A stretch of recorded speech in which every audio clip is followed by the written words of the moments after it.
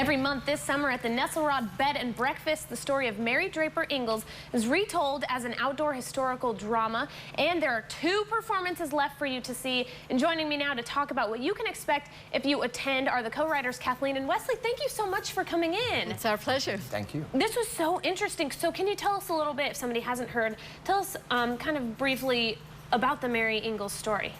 Well, I'll tell it, I think. In 1755, in what is now really close to the Virginia Tech campus, there was a settlement called Draper's Meadow.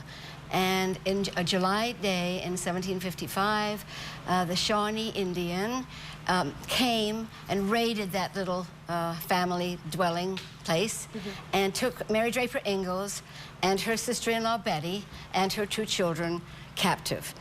They killed her mother and they killed several other people. Wow. So this is a story of the massacre, the trip eventually to Big Bone Lake, Kentucky, and her decision to walk home, to walk to freedom. Right, so that's why it's called Walk to Freedom. That's right. So it's all about kind of that sort of journey, I'm sure emotionally, but also like physically. So why do you think this is kind of an important story to tell?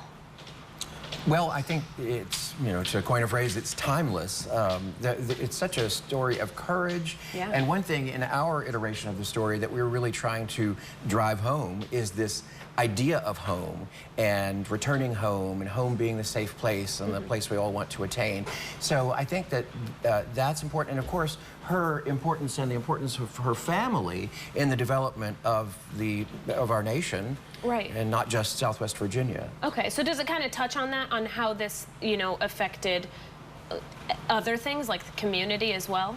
A bit. Yeah. Okay. When she came back, she lived out her life in Radford, Virginia. Okay. Her family, her descendants still live there, exactly where she lived out her life and died. Okay. Her husband was a signer of the Fincastle Resolution. This family is historically goes through from then until now. That's so interesting. Now, there's another, is it a play? It's an outdoor drama called The Long Way Home. This is different from that, right? How does it differentiate? Correct.